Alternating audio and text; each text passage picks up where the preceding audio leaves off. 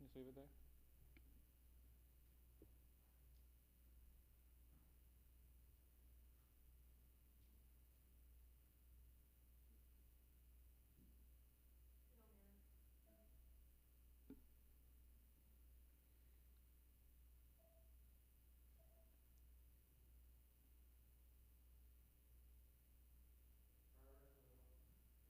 All right.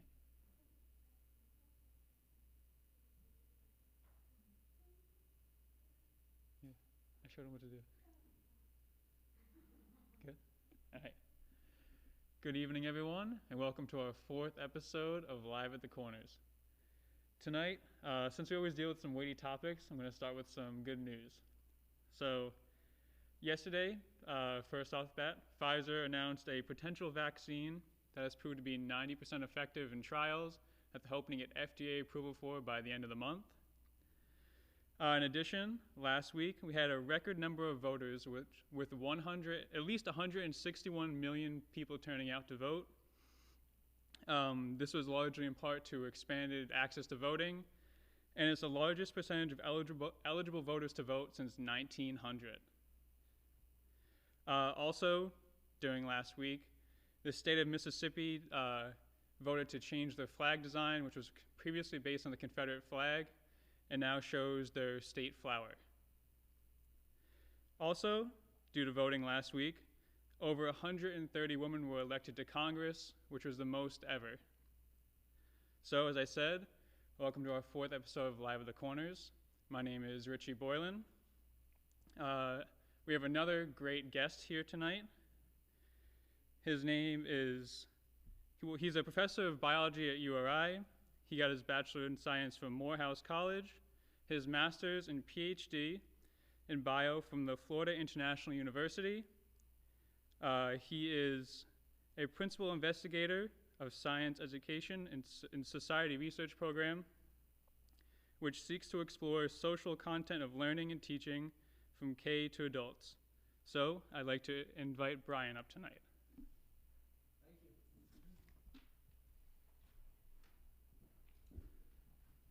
Thanks, Richie. Good evening to everyone online, everyone in person. I actually like the fact, Richie, that you did begin with good news because it's sometimes it's tough. The last 6 months has been tough for all of us. I think if we to be honest, it has been, and perhaps one of the uplifting messages of being able to do what we're doing here today is to think about what good has transpired. I Just to give my audience some background, I was born and raised in the Caribbean. My name is Bryan Dewsbury. I came to America back in '99.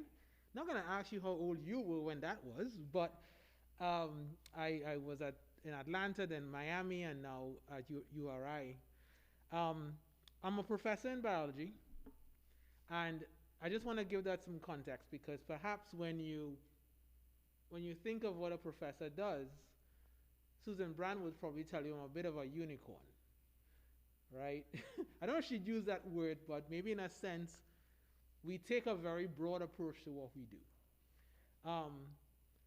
My lab studies education and the social context of it. And what we mean by that is we believe that we want everybody who walks into a classroom to be in a position where they're excited and ready and able to thrive in that environment. It would be nice to stand here and say that we had a society where that's available for everyone. And I think we all know that not to be the case.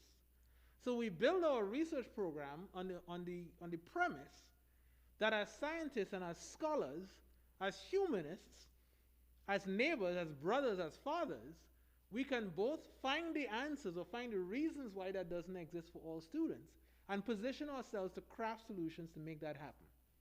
So sometimes that means we write papers. Sometimes that means we help people redesign their classroom. Sometimes that means we go out into the community. But no matter what we do, a big core principle that guides all of our practices is something we call apophatic listening. And I'll explain in a second what that means, but I guess in the limited time we have today, that is the message I hope I can leave with you, that I hope that resonates. The term comes from restorative justice. and it means to listen with humility. We have a tendency, especially in Western cultures, to hear someone speaking to us, and while they're speaking, we're already formulating our response in our head. We're already preparing to give our own opinion and either prepare a rebuttal, right, or disagree, which has its place. But apophatic listening means to hold all your thoughts in abeyance, to listen as somebody articulates what their reality is like. And if you have to ask follow-up questions, you're doing so really just to get a clarification and not to dispute and not to argue against what they're presenting to you. Why is that important? I'm not going to really get into the specifics of last week, but I think there are a lot of lessons that we all should draw regardless of how you align yourself. That we do have a duty, if not a responsibility, to be better listeners, particularly to people with whom we do not share as much similarities as we do. It is too easy to go to school, to come to church, to go to university, and find friends who look like us, who grew up with us, who think the way we do. And what you don't realize happens is by the time you get to my age, by the time you become an actualized adult, your view of the world has become so narrow that you can't even understand what it means to grow up in a community, sometimes even in Providence, right? I know this is Rhode Island. Providence might as well be another state, right? So we actually have to be proactive in seeking those opportunities out to hear and to read and to listen. And so in the context of higher education, it means I'm pushing students to take a class in Middle Eastern philosophy. Make a friend who grew up on the West Coast. Go to an affinity group weekly meeting and listen to what they have to say. And go with humility, knowing that you're not there to talk about yourself, you're there to learn. I feel like I have some privilege in that when I came to America in 1999, I had to do both a lot of listening, but I also, as a male of African descent, I had experiences that taught me that being black in America was going to be an experience, and depending on where I am. And so I both had to understand that intellectually and experientially. And there are colleagues of mine who do similar work that I do, talk about race and education and social justice. But I will tell you that some of them, they've seen so much pain, they've gone through so much hurt, that to bring this up, to have the kinds of conversations that we're going to try to have here today, is something they find spiritually impossible. I still feel I have the benefit. Yeah, I have stories I can regale you with. But I have the benefit to go into spaces and speak about this and talk about how can we lock arms, right, without bringing some of the emotional baggage that those experiences may have left me with. And I can promise you, my friends, this is not easy stuff. All right, this is not easy stuff. So when you look at who voted for whom, and you wonder how, maybe don't wonder. Let's start reading. Let's start finding those communities. I am the son of a retired Methodist pastor. And, even though, if I'm to be completely honest with you, it's not a major part of my daily life anymore. I did grow up with that concept that everyone has a better angel in them. And just today I was giving a seminar to UNC Chapel Hill, and somebody asked me about how do you find empathy in people who seem to have none? And my response was, the day I have that belief is the day I stop doing what I do. The only way I can go and have these conversations is the belief that even some people who seem to have none of that, there's a better angel I can find. But sometimes on the way to finding that angel, I may have to hear some things. I may hear some things that quite frankly may make me want to react in a way I'm not proud of. But if I keep my mind focused on where this conversation can lead and the things we might have in common if I'm patient, it can get me through some of the more difficult parts of that conversation. So, Richie talked about the Confederate flag coming down in Mississippi. I would encourage all of you to go home and go to the internet and look up a place called the William Winter Institute. It's a nonprofit based in Jackson, Mississippi. The name of the institute is after a former governor, a progressive governor. And what they do is a process called the welcome table. It's a difficult dialogue process. They go into some of the most, I don't even want to say conservative because it's not even really about that. It's some of the most, some communities who believe some things about post-Civil War America that might make you very surprised, right? But they understand that they need to hear those things in order to figure out, okay, but how do we get you to see the humanity of others in spite of those beliefs? How do we educate without demonizing, right? How do we discuss without vitriol? That's hard. What's easy is to come and talk to your friends because we vote the same way and we like the same ice cream. What they do is hard. So while we celebrate Richie, I want you to think about the people who put the work in for years and years and years and years to make that happen. And while you're at it, look up the book Learning from the Germans, written by Susan Neiman. And she talks about how Germany as a country responded to the Holocaust compared to the US South.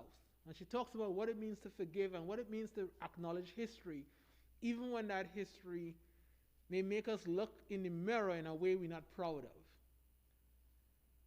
I dare say that that is what we are called to do as Christians.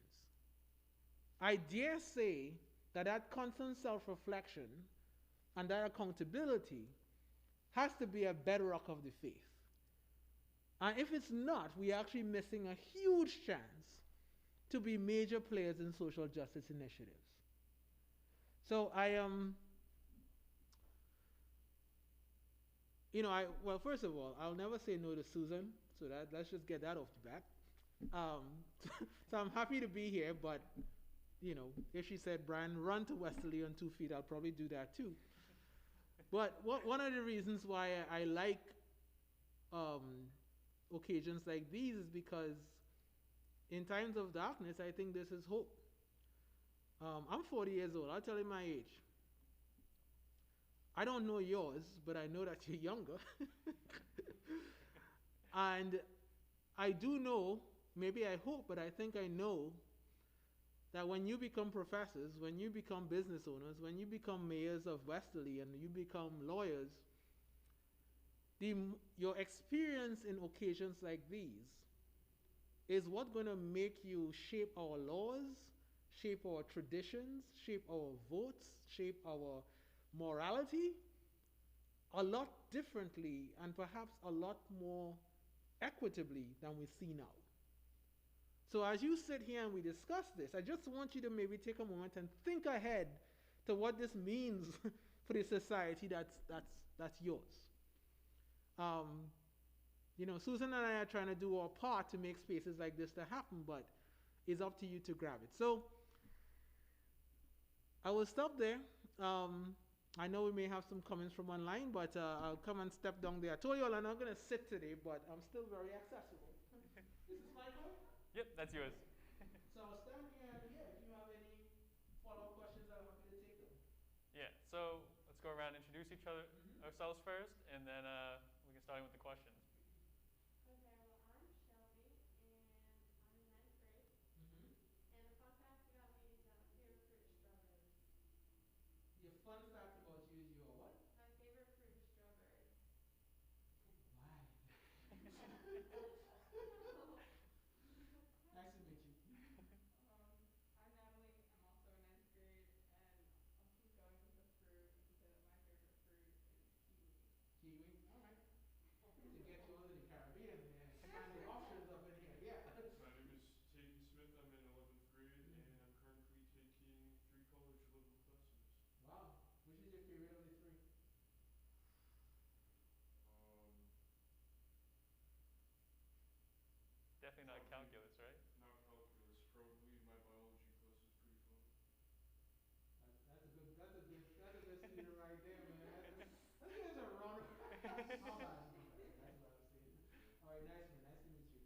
Shaking. What's your favorite fruit too to round it off? Yeah. Ooh, I don't really have one. No? Well, mine is definitely apples. I'll go with that. Brian, what's yours? You know, I confess, no one ever really asked me that before. Well, we have the hard hitting If questions here. if I'm pressed. All right, so there's a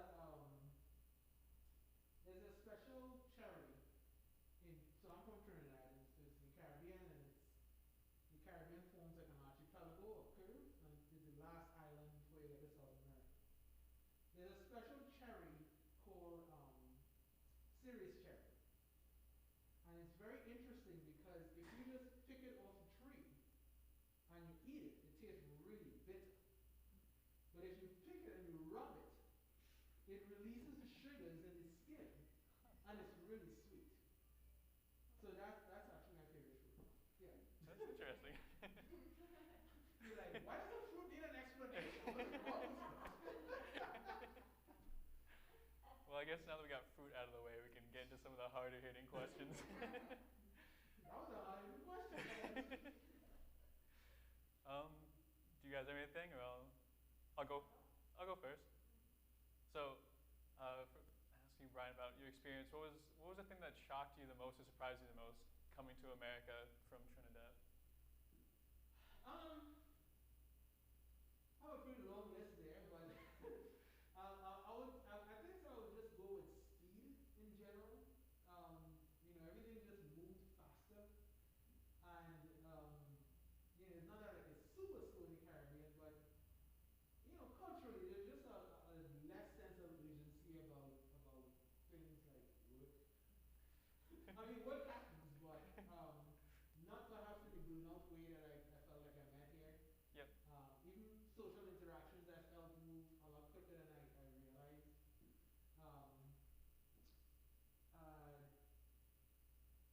That was the biggest thing. I mean, there's minor things, right? They make pizza differently here. What's up to do with tomato sauce or whatever.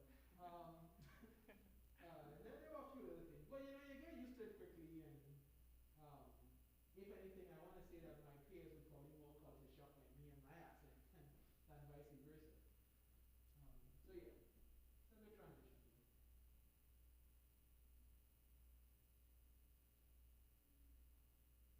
Natalie, you look like you got some stew in there. Yeah. Well,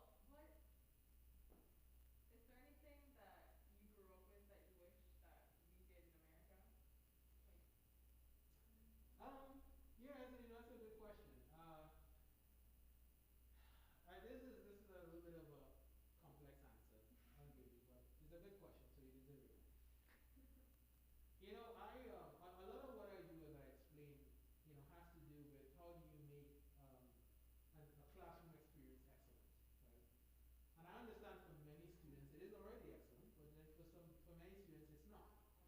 And I think my responsibility is to use the power and privilege I have to make it excellent for those who currently it is not right now. And I also believe in that process. It is important for me to have a vision of what that looks like, right? So it's one thing to kind of point out social justice problems and racism and all these things, but another thing, if you're going to be an activist or part of the solution, is to have clear in your mind, what does this look like if the problem didn't exist? And I'll tell you that when I think back to when I was in, we call it secondary school, but high school, I remember the feeling of going into a classroom and not thinking about how I'm being perceived. I remember the feeling of immediately feeling a sense of belonging. And the only thing I had to worry about was doing well in the academics. And that is what I wish, I guess, for the students who come into my classroom who are low income and are worried about affording food, who are immigrants and worried about their language, who are first in their family to go to college and worried about, knowing what to do. That feeling I used to have, that's the feeling I'm hoping to create in what I do. So, thanks for that.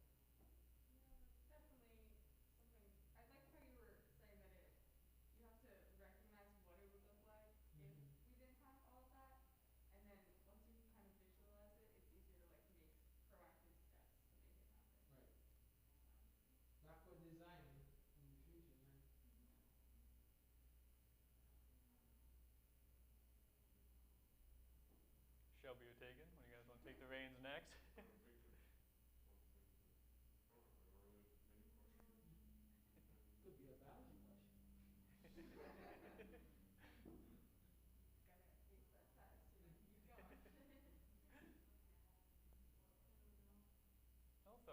how'd you choose biology?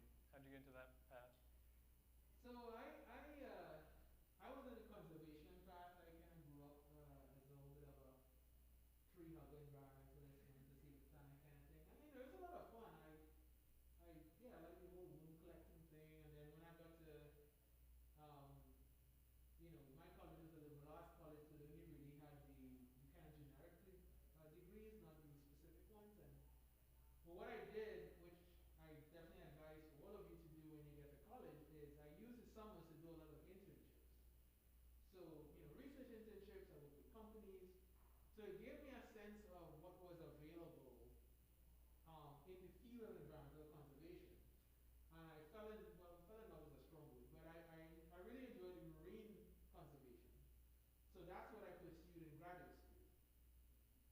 But then, again, maybe perhaps another lesson for you is that you kind of don't know what in life is going to call you, right? And this is not me saying that whatever you have as your career goals right now, you're going to change for sure. Life is just funny like that. You met me 20 years ago, and if you told me you become somebody who studies race and education, I was like, oh hell no. I mean, I was setting everything up for a career in marine biology. But I wish I could stand here and describe to you, Richie, like the feeling I got when I taught for the first time and what that meant. When I talk to audiences, I say it was a calling, right? I mean, marine biology was a good career, but a calling is something you respond to, and you respond to every day you get up to do the job. And that's just a whole different feeling. And I don't know that there is a specific way in which you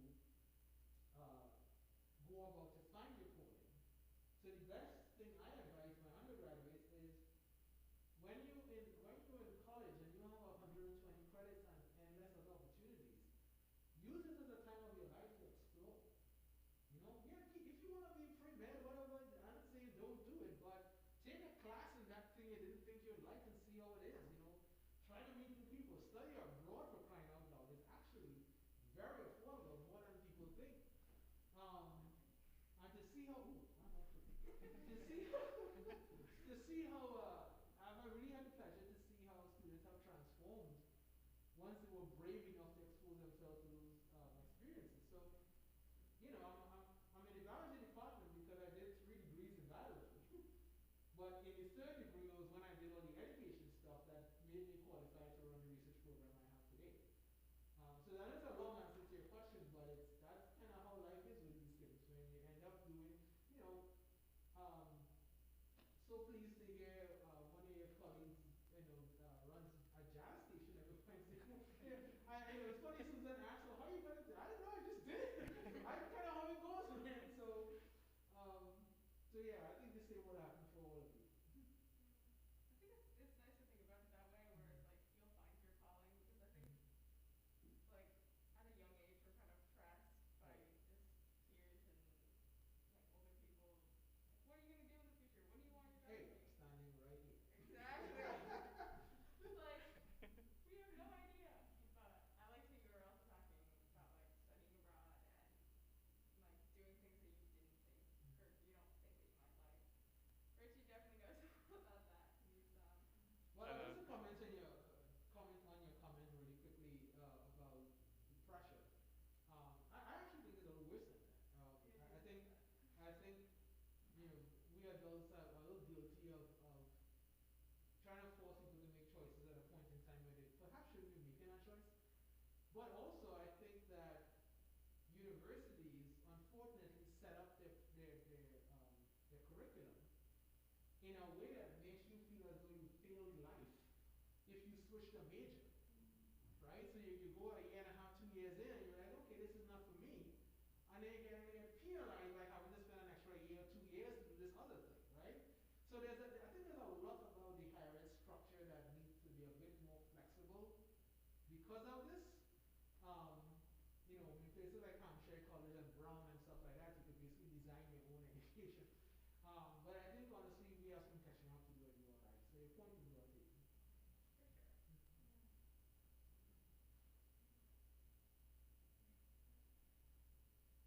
sure. Tegan, you got something? You're doing the chin itch, so it's like you had something coming up. While we were talking, Brian, I was just thinking about my older brother because he's currently studying at URI Okay. and he's changing his majors kind of frequently. Mm-hmm. I was just kind of thinking about that. Okay. What year is he in? He is a sophomore right now. Okay. Okay. Yeah, in psychology, there is actually a term for this stage of life. It's actually a term. It's called emerging adults. And the science behind it is that in westernized cultures like the one we live in, um, there's a period usually between 18 and 30, where you have effectively left adolescence. Like you've left the restrictions of your parents' homes, the kind of highly structured high school environment. We are really quite adults here. People like to say that, but it's not as though you can earn your own full-time income, you settle. And what characterizes this stage is kind of an age of exploration, right? So 65% of people who come out of the closet as LGBT, they do so in their freshman year of college. And there's a reason for that. You now have this space to kind of interrogate who you think you are. So everything from how love happens to career. And I think what you're describing about your brother, I think is appropriate for this time of life, right? So as advisees come to my office, how do I know what I want to do? I'm like, I figured out when I was 31. I'm my third degree. Give yourself a break. So I wish him well. I wish him well. I like that. That's kind of your period of like realization and learning. It's like getting your feet in the water with life. Because I feel like we're kind of told that like once you're a teen, once you're 20, you should kind of have it all figured out. But that's not how it is. You need time to make your teens and like figure out what you Yeah. want.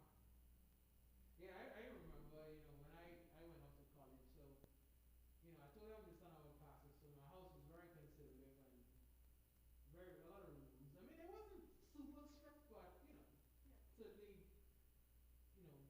I was voluntold what was right or wrong, Yeah. right, with no explanation other than I said so. But then you end up in college, right, and in a different country in my case, and all of a sudden no one's there, right? So all these positions you took, well, not took, but they were handed to you up until the time you left, you're like, wait a second, is this what I really believe? So it was a really interesting few years where I had to kind of go down through all of these, premarital sex and drugs, like actually, like ask myself, where do you stand on this? Because up until that point, well, I say voluntold, but the volunteering makes it easy, right?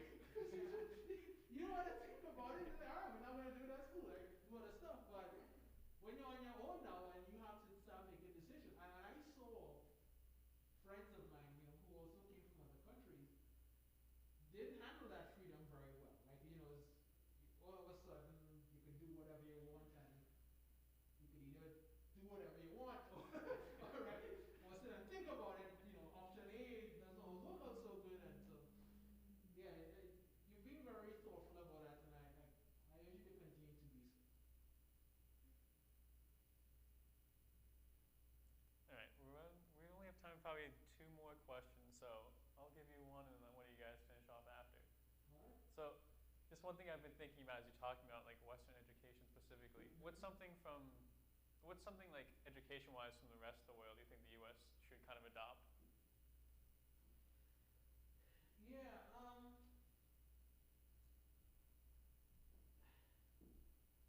So Western education is actually a very broad term that typically includes anything that developed after the Enlightenment, and almost gives science sort of the primary lens of understanding and viewing the world. And there are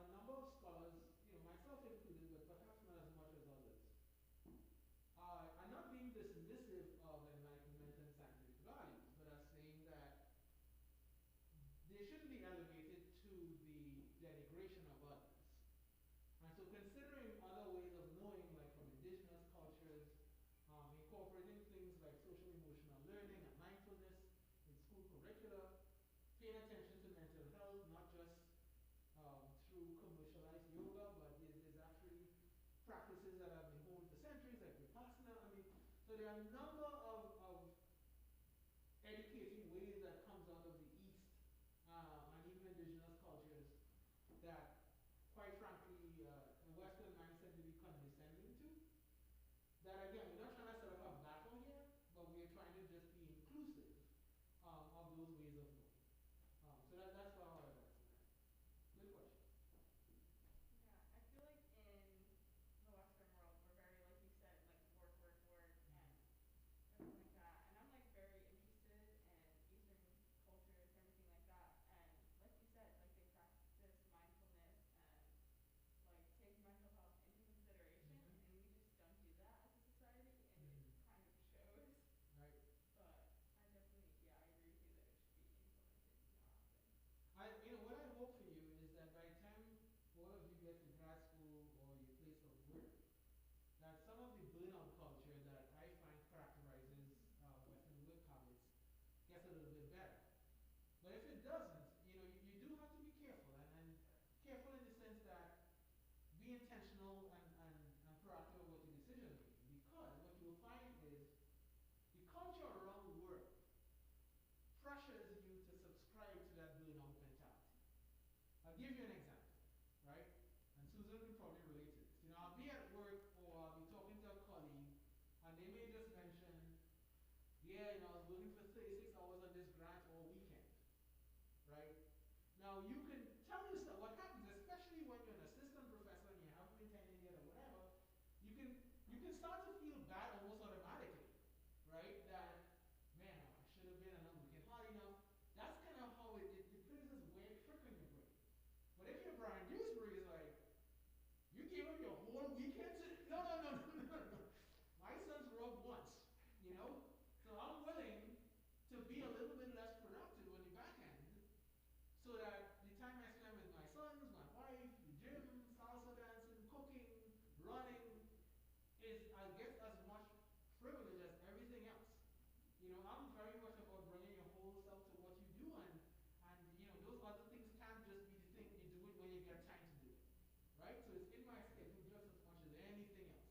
But you will feel the pressure to subscribe 80-hour weeks and like, no man, like I've seen divorces happen, people end up in the hospital, for what? For 2 extra papers? No, not with it. So be careful. One more question? Taken? Yeah, Well, I guess we'll throw it to you for any final thoughts then. Well, nothing just other than to say thank you. I didn't drive that far. I was actually at URI all day today, so it was just like a 30-minute drive down here. I've never driven to Westerly from this direction, so this is a new one for me. I've always come down 95, but I hope to be back, and it was good to meet you all, even though it was brief. I wish you the best of luck. Good luck with all your college classes, man, and I know you may not have a lot of questions now, but just as an FYI, if something pops up, you want to holler at me, get my email contact from Dr. Brand, and I will respond. That's kind of how I am. So thanks again for having me, and have a great day. Thank you, yeah. Thank you very much. Give him a round of applause.